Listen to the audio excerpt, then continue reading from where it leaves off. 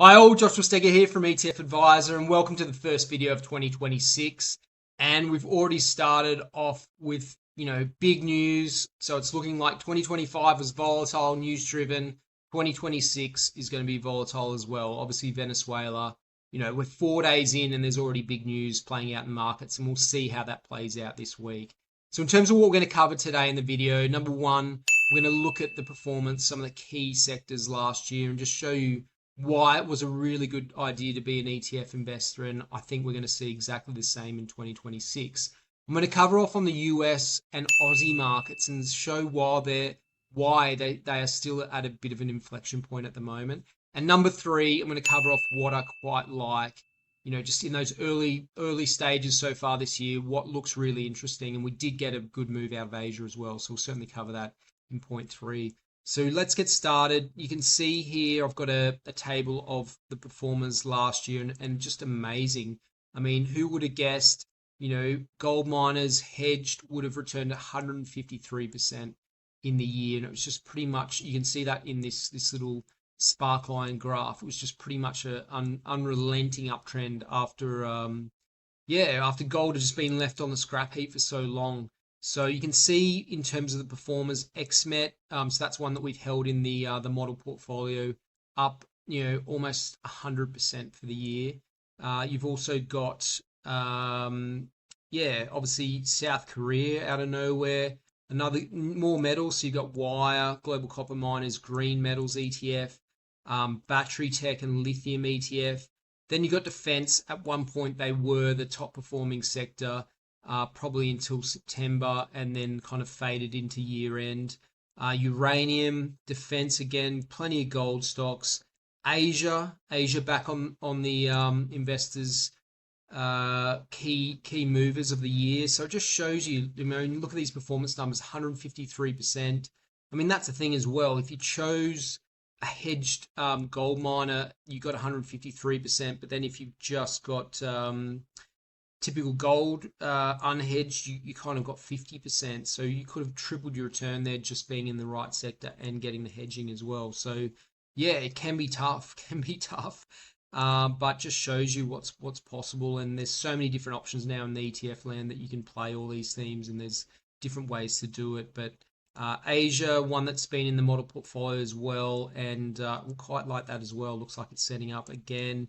Semiconductors up there, global banks, one we missed, but that had been exceptional and just an uptrend all year, so 45% return. So let's go down and see where the Aussie market was. So the first thing that really comes up in terms of the Aussie market was kind of small caps. So small caps, I think there's another one as well. So you've got Beta Shares Australian Small Companies ETF.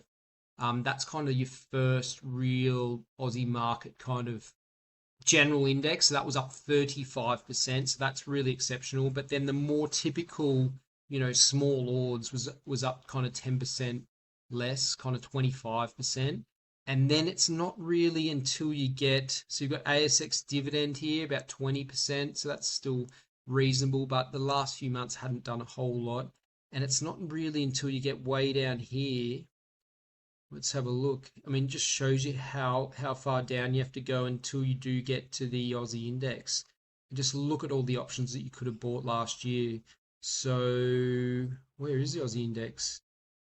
I think, here we are, A200 as an example. So there's the Beta Shares Aussie 200 ETF, only up kind of around 10%.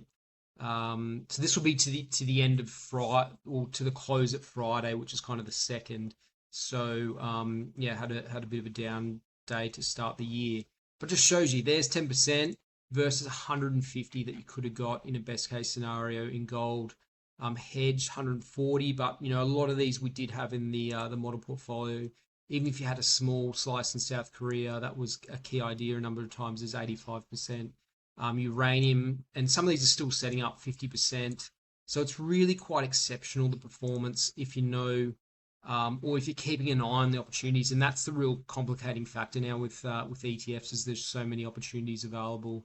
I think there's over 400 ETFs now, but sure, it pays off. And just compared to where the Aussie index is way down here, and I don't even know how many of the ETFs here that have outperformed, but the themes are pretty constant. So it's kind of mining and resources, Asia, emerging markets, defense, and then you've had energy, and which was like uranium, hydrogen, and even Japan. Bit of euro actually did really well as well. So yeah, it had been for the first time in a long time, it'd been markets outside the US, and the US isn't really featuring in the top performers this year for Aussie ETF investors. So big step change, and I think 2026 is going to be exactly the same.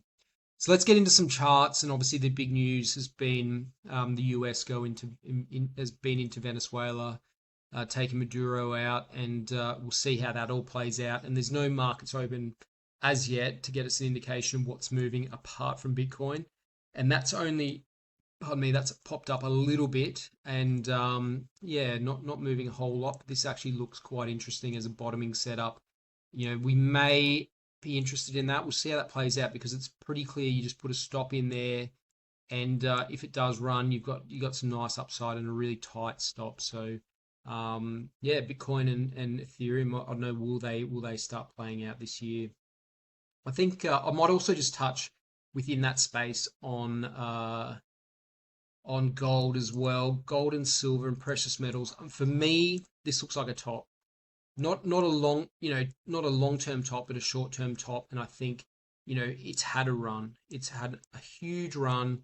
It needs to consolidate. So it may, in that respect, may surprise people just how long it takes to consolidate. And that's often what happens. You've had such a big run, and then circumstances change, things rotate, and perhaps money flows back into, who knows, it's, back into other resources, into other commodities, back into Bitcoin. You just don't know. So yeah, for me, that needs more time now, the precious metals, but I still quite like some in the space. But I'll touch on that in the third part of this update. But as you can see, silver's the same as well. Feels like that's a short-term top.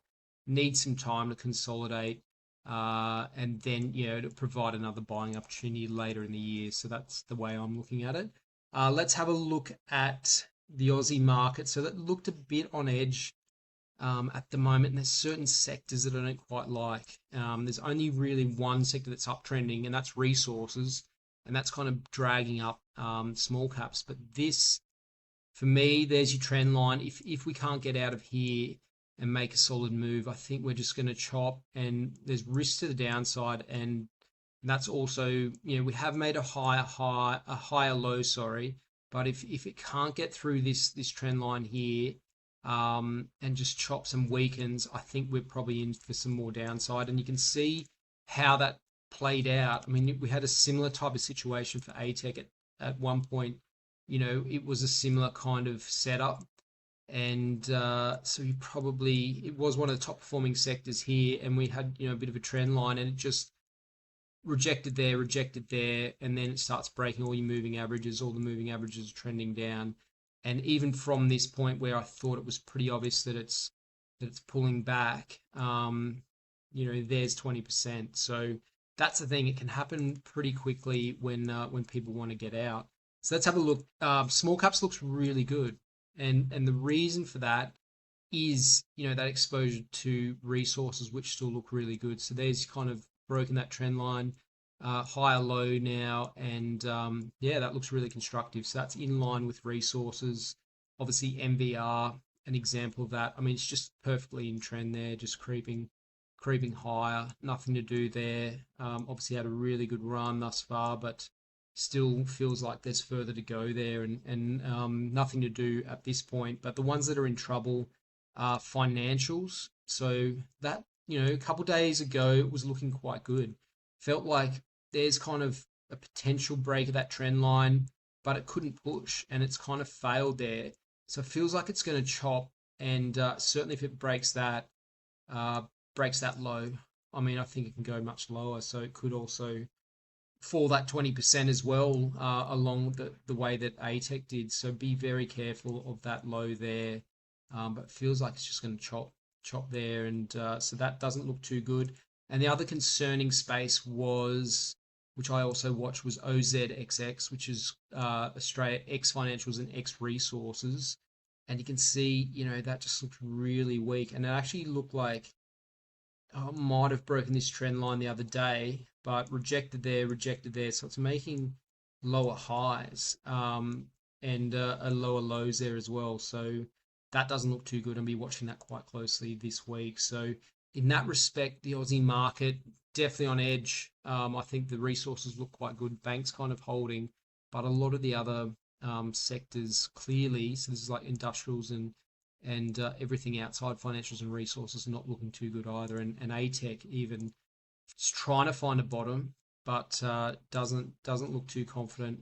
At the very least, it's going to need more time. But I don't think there's any catalyst to push it straight up here. It needs to chop around. People need to forget about it. Maybe in a couple months you can come and have another look. But at the moment, bit in no man's land, and not very confident of the position at the moment. So that's the Aussie market, reason for concern, and going to be watching that quite closely this week. Then in terms of the US market, I mean, your volatility is right down, so that's a good sign. But just in terms of the market itself, it's pretty mixed. So you got the S&P 500 here. I mean, yeah, it's chopping around, not doing a whole lot. I mean, it's okay if it does that. I mean, any further weakness here gives me reason for caution, but if it can kind of hold this structure, maybe set up later, that looks good enough. But, any near-term weakness in the next couple of days will get me super cautious. So that's the S&P. NASDAQ doesn't look too good either. I mean, this looks really choppy. It's no longer the kind of leading index here.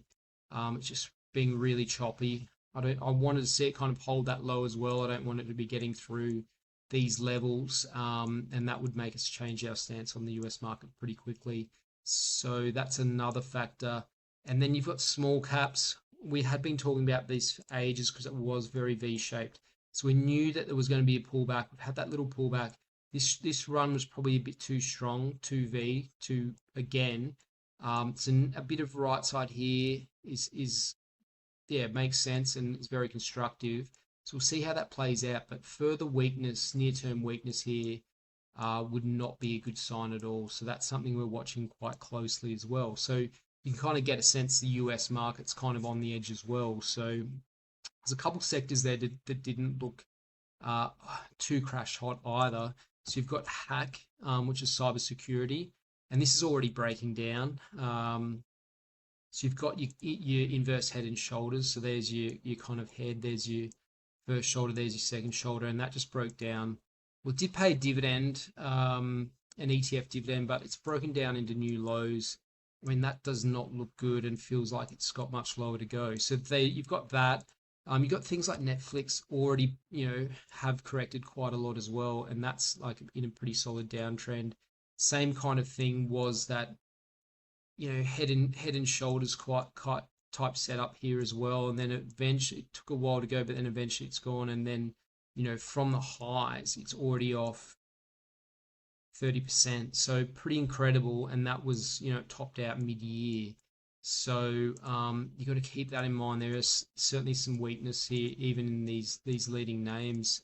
We've also got the Magnificent Seven, so they didn't look great either. This was not a great close on Friday, so reason for caution. Any more near-term weakness? I mean, you got that low there, you got that low there. If these break, I'll be heading for the hills. I mean, you don't want to be there at all.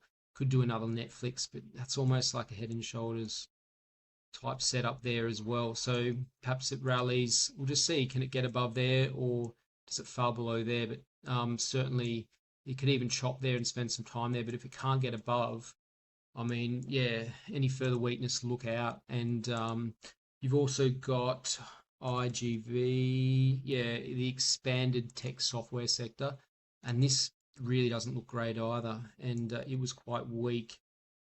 Even back in July, it was really quite weak, but now you've actually got another head and shoulders setup, and that broke down quite a lot on Friday as well. So that to me doesn't look too good either. So there's some sectors of real caution over in the US as well as Australia. So we'll be watching that really closely, and I think we've got to be really, really careful. So just in terms of what's interesting and what I quite like for 2026, this is the third point. So you got the UK, and so UK at all-time highs, which is obviously pretty surprising just in terms of their economic situation over there. But I mean, that Friday, it's showing there's money rolling out of the US and going, into Europe, into the UK, for whatever reason. And you've got the stocks also at all-time highs. So this is the Euro top 50 stocks. So you can kind of see that's pretty constructive and getting out of there. We'll see what it does this week. Does it push or does it pull back in? But that's interesting. I mean, it's at all-time highs, looks quite strong, certainly outperforming the US and the Aussie market. So you want your money in something that's uptrending, not something that's downtrending. China still a little slow, but it's set up and obviously has been for some time. So if we have a look at the weekly charts, a bit faint there, but that's really constructive. It's spent some good time here now in the handle, and now it just needs to push out. It pretty much is at that point. So if that pushes out this week, we've got some key ideas to play.